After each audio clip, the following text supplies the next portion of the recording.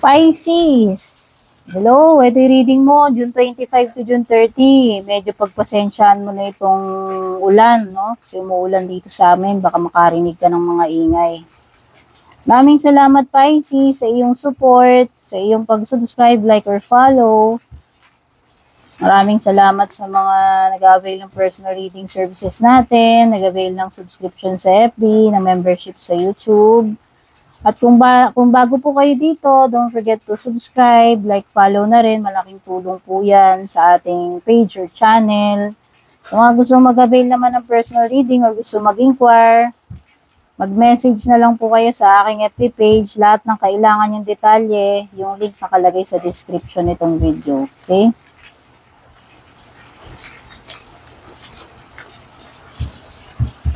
Ano yung overall energy?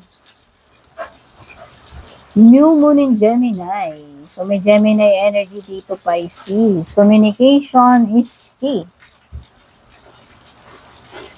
Baka may mga importanteng usapan, kailangang gawin. Baka may mga kailangang magkaroon ng mga agreement, magkaroon ng mga negosasyon, pwedeng mga business transactions. So, anything na merong exchange ng communication or words. No, yung tipong makikipag-usap. Kailangan ng mga usapan or i-express ko ano yung mga nararamdaman or yung mga naiisip. Ang susi talaga dito sa situation mo is yung makipag-usap.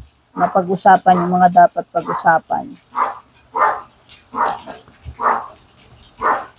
Surrender to the divine, full moon. Take time to breathe out. Merong Aquarius energy din, Gemini energy, Aquarius, Cancer energy, Aries energy, and then okay, wala na, yun lang.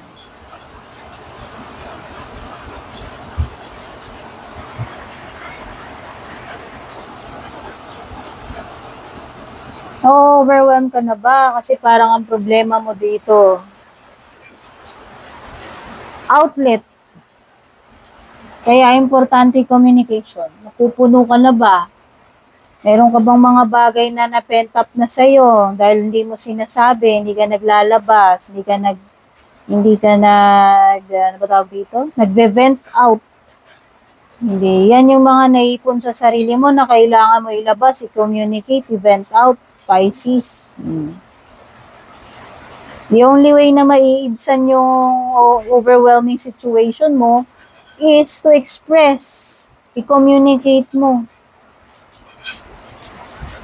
yung iniisip or nararamdaman. So, importante talaga communication is key.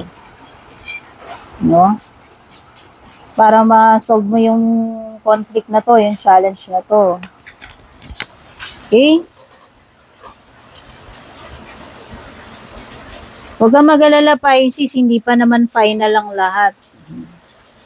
Ibig sabihin, pwede pang mabago. Ibig sabihin nito, may magagawa ka pa tungkol dito sa situation na to. Kumbaga, nothing is yet set in stone. Hindi pa too late, hindi pa yan yung final. Pwede pang ayusin, pwede pang baguhin. Surrender to the divine. Okay? May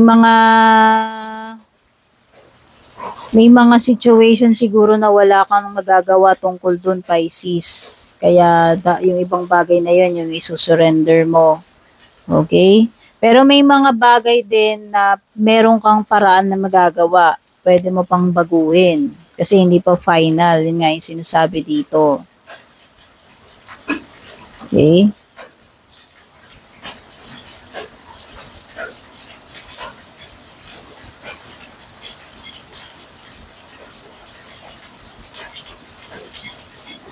Ito, nasabi ko na yung take time to breathe out, no? Ibig sabihin, kailangan mong Pag sinabing mag-breathe out, kailangan mong maglabas ng yung ano ba?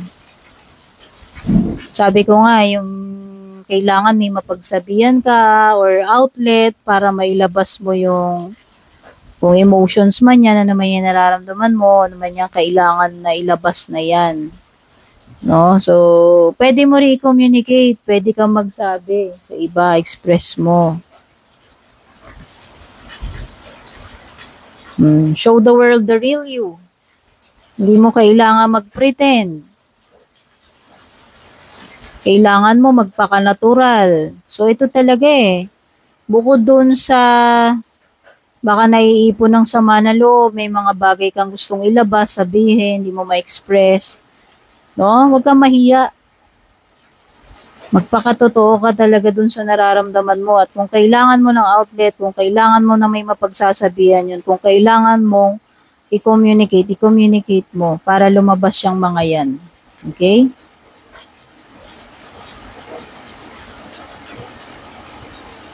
Okay, something is parang dito, kumbaga tumataas yung energy with the fiery climax approaches card. So, meron ditong something na pasabog na, napupuno na. Okay? Kumbaga, lobong-lobo na. Kunti na lang, puputok na to. Kaya nga dapat ilabas mo kesa sumabog. Diba? Ayan. So, huwag mo nang hintayin na, maging full-blown pa yan, maging sasabog na. Kung kailangan mong maglabas, paunti-unti, labas mo, express mo. So, the only way is to communicate, Pisces, no? So, pinaka-outcome mo, hold your vision. So, malapit mo nang ma-achieve. Kumbaga, wag kang lumihis-lihis ng daanan, dire-diretso lang. No? Tuloy-tuloy mo lang. Kasi kung meron ka mang goal, malapit mo nang ma-achieve yan, Pisces. Kailangan mo lang is maging dedicated ka, focused, persistent dun sa ginagawa mo. Continue mo lang. Okay?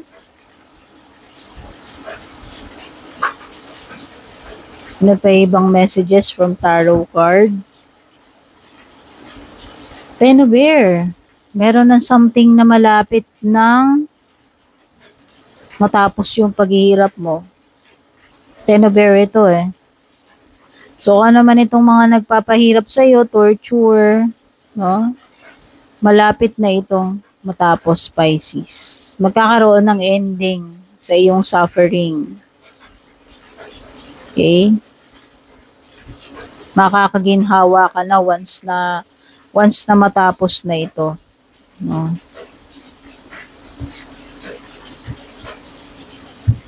Sa tingin ko, matatapos to kapag napag-usapan yung dapat pag-usapan. So, hanggat hindi mo sinasabi to, hindi mo in-express yan, hanggat hindi nakakapag-communicate, hindi gagaan yung loob mo, no? Ayan. So, the only way is to express, pag-usapan, ano ba talaga yung nararamdaman, no? Eventually, matatapos na yung paghirap na yan. Eight of Water. So, this is the Eight of Cups. Ikaw ito, Pisces, na tinatalikuran mo na kung ano man bagay itong tinutukoy sa Eight of Water. No? Kumbaga, pwedeng iniisip mo, pwedeng wala na mangyayari dito, baka hindi na to mag-i-improve, or baka may ibang mas magandang nakalaan sa'yo, kaya baka nakapag-decide ka na, pag-isipan mo na mag-explore ng opportunity sa iba, hanapin yung fulfillment or happiness or kung ano man yung bagay na hinahanap mo na wala dito, na hindi mo makita rito sa present situation mo.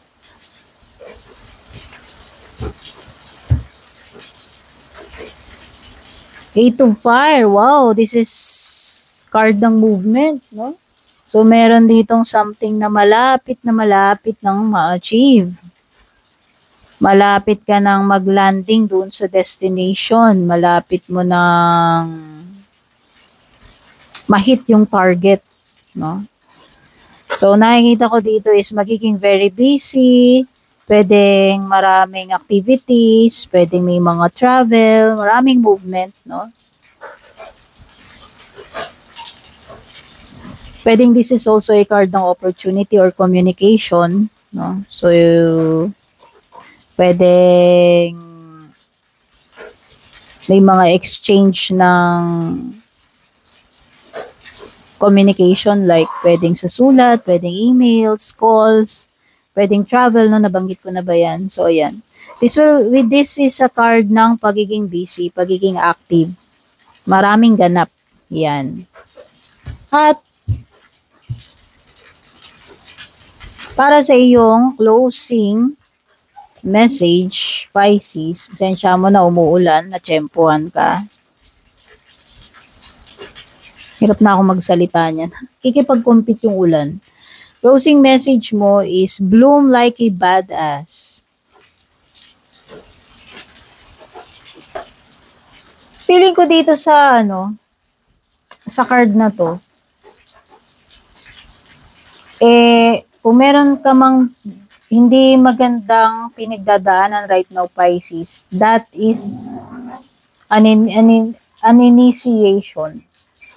So, kumbaga sa diamond, bago siya maging ganun kaganda, dadaan muna siya sa napakatinding process para maging diamond siya na kumikinang. So, ikaw ito na wag mong i-curse, wag mong masamain yung mga challenges na pinagdadaanan mo kung hindi man maganda yung pinagdadaanan mo right now. Part yan ng journey. No? Part yan ng journey mo para ikaw ay mapolish. Okay? And eventually, ito ay something lang na kailangan mong pagdaanan. Kumbaga, parang piniprepare ka for something or hinahasa ka, pinapatatag ka nito. And ang end up mo is magiging diamond ka na magsha-shine. No? Dahil dun sa mga pinagdaanan mo. Kumbaga, parang mga stepping stones yan, yung mga pagsubok na yan. Yan din yung nagpapalakas sa'yo, nagpapatibay. At marami, kumbaga, yan din yung magpapalevel up sa'yo, yung mga pinagdadaanan mo kasi marami kang matututunan dyan. So, yun. Kumbaga, yun yung tignan mo yung situation na yan sa ganong perspective, yung binanggit ko sa'yo. Bloom like a badass. Okay, Pisces? Sana nagustuhan mo itong reading mo. Sana makatulong sa'yo. At kung nagustuhan mo, don't forget to like, share, follow, subscribe.